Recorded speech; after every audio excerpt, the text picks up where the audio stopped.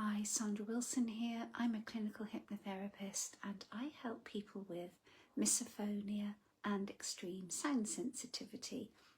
Now, in today's video, I'm going to talk a little bit more about the impact of misophonia on your close, loving relationships. So the relationship with your spouse or your partner.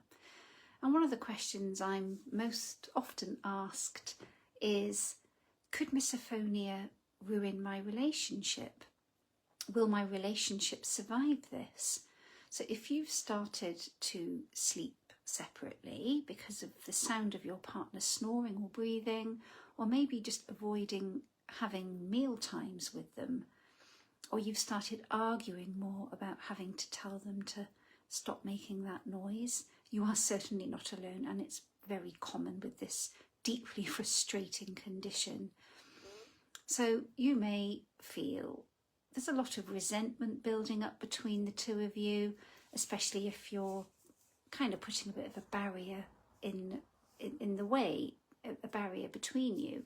Sleeping in separate rooms may be perceived by your significant other as the beginning of the end, when really this is not really how you're thinking. You're just trying to preserve your sanity and you just want to get a good night's sleep without having to be triggered. There may be a feeling, especially with your significant other, that they are walking on eggshells all the time.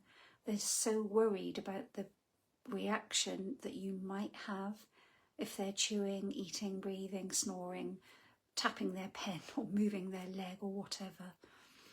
And you might even find that as a result of this barrier, this decision that you may have had to stop sleeping in the same bed as them, that intimacy is difficult or even avoided outright.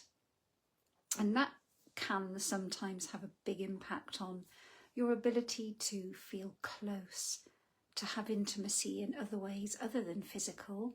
And you may even avoid talking, having conversations, especially if the triggers are starting to mount up. And again, some people do notice that the triggers, they may have started with the breathing or maybe the snoring, but then you may start to notice other triggers. And you may even start to become aware that the relationship starts to revolve around those triggers and how you can avoid them. But that does not necessarily mean that your relationship is going to be at risk.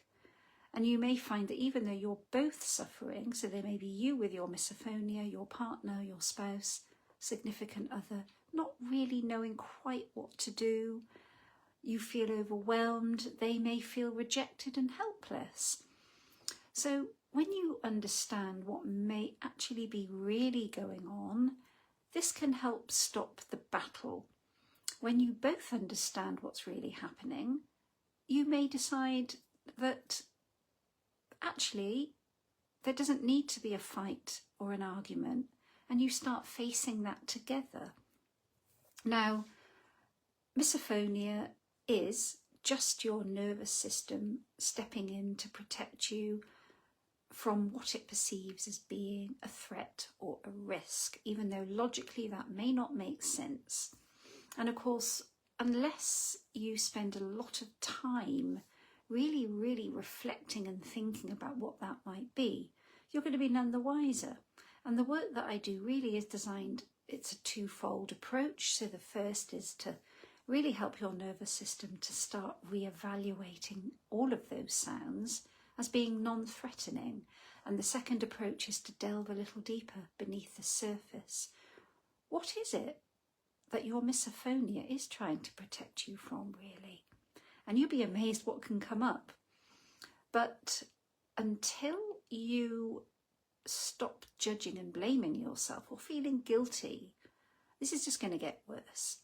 Now, I have popped in the link to, I've popped a link in the comments below this video, a link to a guided relaxation that may help you to feel a little calmer when you're triggered, and also a link to my website where you can get a bit more information about how I can help you. So I will be back with more content next week. Have a lovely weekend ahead. Bye for now.